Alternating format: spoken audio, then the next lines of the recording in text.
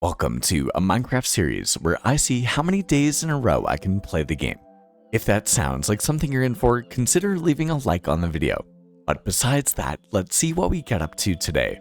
It is another beautiful day here in Forevercraft, and in today's episode I wanted to discuss why I think that Minecraft and playing video games in general has made me appreciate real life more. It's interesting because I feel like for the most part, and I am included in the statistic, us gamers, we always need to be touching a bit more grass. Although I know some gamers that, especially like Beans and Apples, if any of you guys know them, that are really good about enjoying what life has to offer, the actual universe that we take part in, as opposed to the digital ones that we like to habituate our time spent in. And I'm one of those people for sure. I love playing video games, and I love playing Minecraft. I also play a bit of Pokemon, and we're going to talk about both of those games today.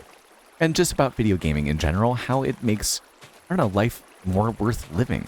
And the first thing that I wanted to share, and I don't think I've ever really made a video about this aspect, but I find it to be really important, honestly, is that when I started playing Minecraft, I started playing Minecraft on a gaming laptop, and I was unable to really use shaders at first. I learned how to optimize my PC so that I could use shaders on it, but on this little laptop computer screen, getting locked into Minecraft for 5, 7, 10 hours in a day,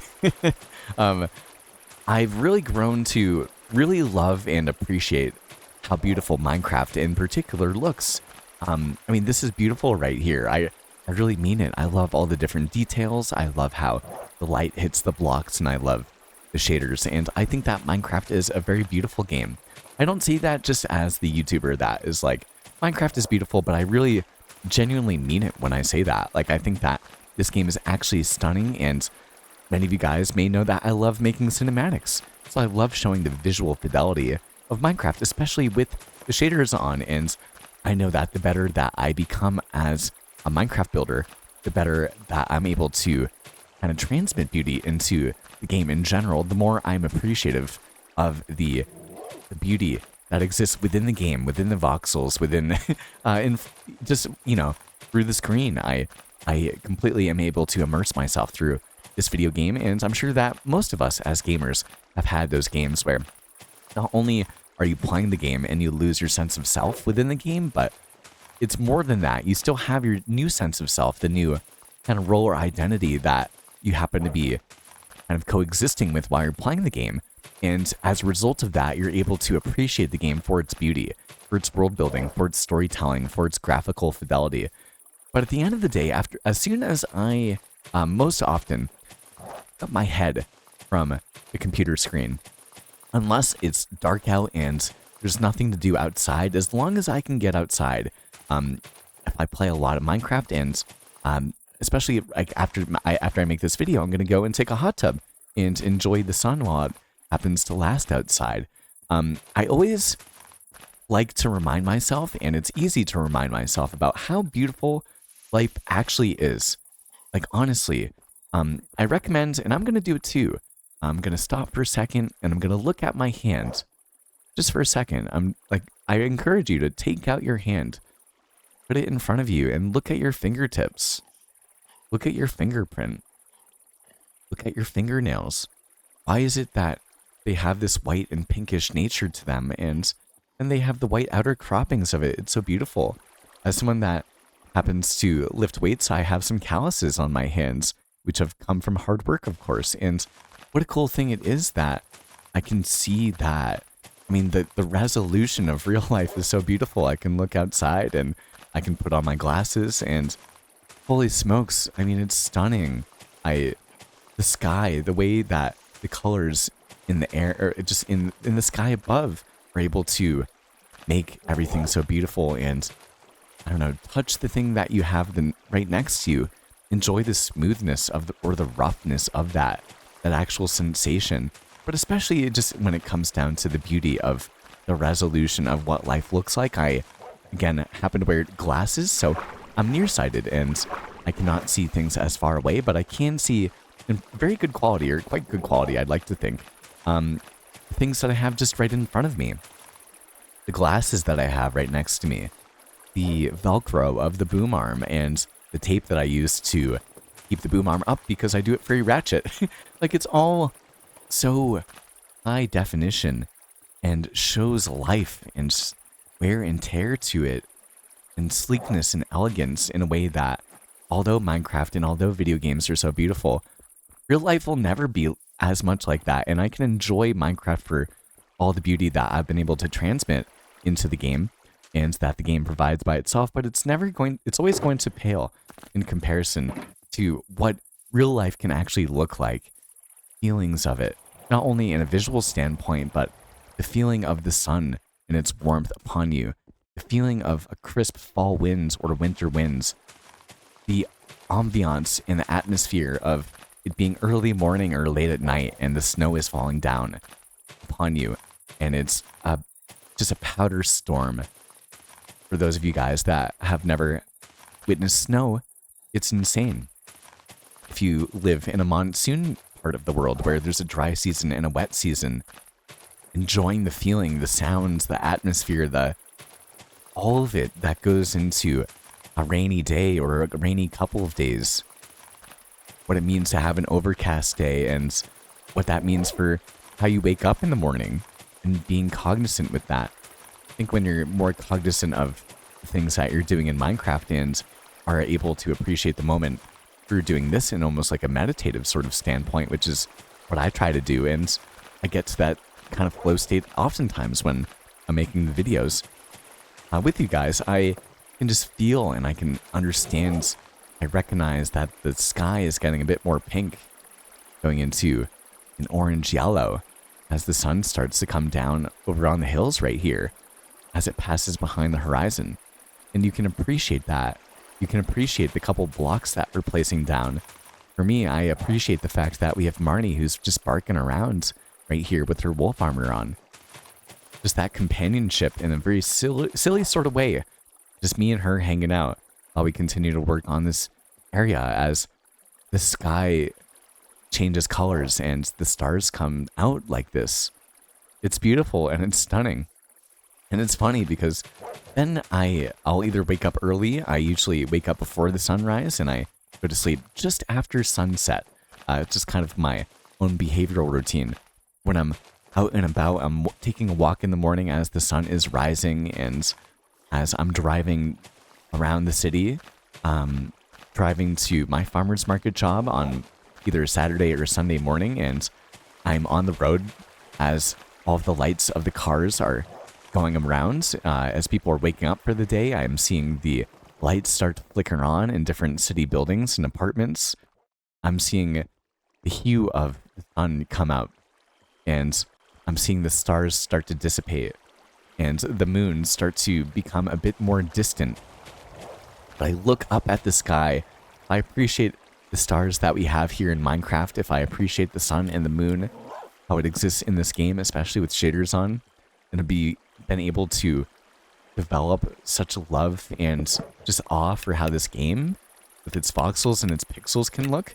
Oh my goodness, don't even get me started about how insanely beautiful this game just is, or the world is. Oh my goodness, by itself. I was very lucky about 8 years or so ago. I got to spend a weekend with an Aymaran family, an indigenous Bolivian family in Bolivia, on the coastline of Bolivia and Peru, on the shores of Lake Titicaca, which is the largest lake or the highest saltwater lake in the world, and is freezing, by the way, which is aside from the point. But I spent a weekend with an indigenous family, a family that, in order to get the food that they needed, they had to herd the cattle, or they had to herd the farm animals. They had to plant and farm their food themselves, which was very difficult. At high altitude, they had to chop down all of the wood for their fires, and so that they could light the stove so that they could cook their food.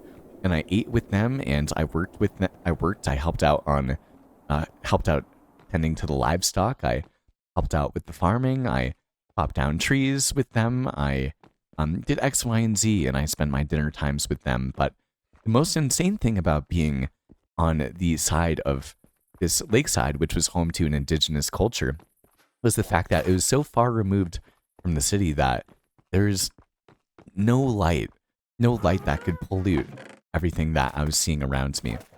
And I ended up seeing some of, and I will never forget them in my mind's eye, the most beautiful nights, the most beautiful star sights, where the entire sky was filled up with all this beauty.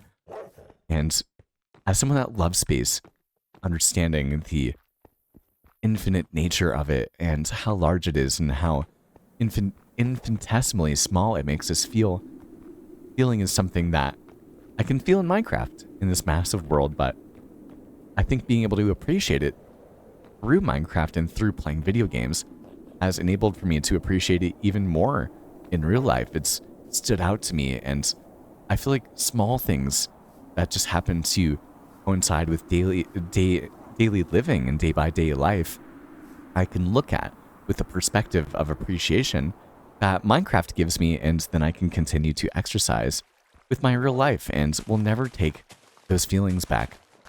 I love spending my time with other people on Minecraft too. I've been able to meet and make so many friends, especially so many people that make YouTube videos. And we've had tons of fun together here on Forevercraft with Plato and Cobb and Panda. We've had a blast. I've had a blast. I've had so much fun with them over the last couple of months, about 7, maybe 8 months now. Almost 9 months, almost a year. We're getting close to spending time with just them. And I'm a member of the Lotus SMP, and so I get to spend time with plenty of people online. And we get to interact in this world, or in a Minecraft world together. And then when I spend time with other people doing the mundane things, you know, even just driving around in a car or going for a walk, playing some basketball or some pickleball, getting some good food together. When sharing your experience with somebody, with your friends online, feels so fun, and you can maximize your time spent in this digital environment, and being able to maximize your life and time spent together with people in a real life environment just becomes even better in my personal opinion. And this world is just something that is so worth exploring. I think it's so cool as someone that loves video games and loves books and loves creative things and things that are otherworldly in many ways, that it's easy for, I know, a lot of people to look at the world that we happen to inhabit, especially with all the buildings and all of the human development and infrastructure and whatnot, and look at it as just the normal mundanity. But I know that even for me, I've been seeing posts, videos on my Instagram feed about different animals, all these crazy reptiles and coyotes and birds and owls and spiders, insects, mammals, animals, all the different things, fish in particular, all these incredible life forms, all these incredible organisms that happen to inhabit our planet that I know for me, living in the city and without as much nature right next to me, it's easy to forget from time to time. But you can see from other people that post on social media, their experiences tending to baby sea turtles and helping them get back into the sea, or baby dolphins, even adult dolphins that are stuck on the coastline, and helping them get back in the water because the tide has changed. Looking at these beautiful, delicate, jumping spiders that would terrify me if I was just right next to them, and to see them through a high-resolution camera and realize that this world, as someone that always loved Pokemon and all the ideas behind it, I think it'd be so cool if Pokemon existed in real life, but at the same point in time, it's almost like we forget about the fact that there are insanely large and small creatures and beautiful, intricate, unique organisms that are so different than us, and we can only kind of, take guesses at what life means for them, or what it looks like for them, or how they happen to experience the same sort of environment that we have. Of course, we have Marnie here in the game, and I love our time together, but man, do I love the time spent being able to pet a dog and seeing it lap its tongue out and start panting on a hot day. You rub it behind the ears, and you can see how much it loves you back. Seeing a dog just happy as could be, walking and trotting along, or playing with you, or playing with a toy, or playing with someone else, or a bird, or a hamster, anything, and all of these incredibly unique organisms, all these different species and breeds of things. So many of these animals will unfortunately never see in the world, just because of how expensive life is, and traveling and whatnot. But it's so cool being able to see them, and I know that the more I appreciate the life forms that I see in real life, and appreciate the idea of, just life in general. Enjoying the fact that I used to look at Pokemon as all these crazy, unique creatures that you'd stumble upon in the wild. But the reality is that if I spent a bit more time touching grass, especially if I put myself into environments where I would be around all of these incredible organisms, where I live, probably a lot of rattlesnakes and some mountain lions, maybe even goats and sheep. Definitely, definitely plenty of snakes and whatnot, but even bison and buffalo and just huge beings, just all of them look so different and behave so different. If I decided to travel around a little bit, even the plant-based life, I'd love to go and see the red oaks, I think, or the huge trees that there are in California, that massive forest. And I think they all happen to be connected to each other in some sort of way by their root structures, or go to Yellowstone National Park, or I used to be able to go to Barbados when I was a kid. I was very lucky, and we got to see all these different jellyfish and the sea turtles and the dolphins around. I used to go surfing with sea turtles.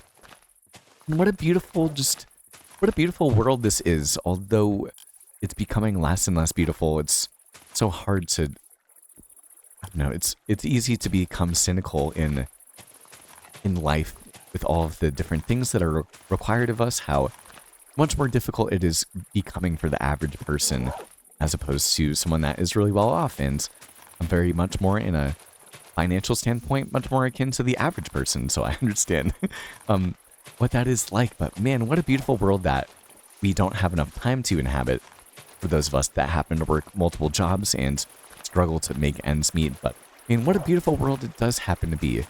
And the times where we do have that freedom, and we can, even when it comes down to like touching grass, I know it's just the meme that we think about, and we think about it in kind of just like a face perspective. But imagine actually the feeling of the winds blowing on the reeds of grass as you have your hands in the soil and you can feel them kind of cradling the top of your hands. What a beautiful experience that is. And to be able to look at the sky and how the sun is shining down and feel it and hear the sounds in the air of life and of the wind blowing and the birds chirping and other people laughing in the backgrounds and the socialization. And through playing video games, it's funny, I love using video games to escape into my own sort of imaginative, creative thing. But when I am able to, and I have the perspective to step away from that and look at everything that we have just in this normal, ordinary life that we have, it's so not normal and so not ordinary. This beautiful blue marble that we happen to live on has so many incredible things that are worth experiencing if you have the opportunity to do it. And I love spending time playing video games. And I don't regret the time that I spend playing video games. I know there's more I can and will experience in the real life nature of reality, but man, I gotta say, as someone that loves video games and is appreciative of what they can provide to me, I've really been able to extend that perspective to what happens to exist in the universe that we all share together. And regardless of the drudgery and all of the negativity that we see on the news, we're able to get back to it and see a little bit more of the humanity and universality that we get through sharing this planet with so many other things that walk and swim and fly above it. What an insane thing that we get to be a part of. And I'm appreciative. It makes me appreciate life more. And I'd love to hear what you guys would think about it too. So anyway, that's my thoughts for today. Marnie and I are going to sign out. If you would like to take a look at any of our videos, if you're new here, consider taking a look at another one. We'll have a whole playlist over on this side of the screen right here. And if you've been watching them, it really does go a long way. Again, I work 3 jobs, including this one, just to make ends meet. So consider becoming a channel member, supporting the channel. You'll get some access or exclusive access to other content and early access to all of our videos too. So Thank you once again, and I will, of course, talk to you guys all tomorrow.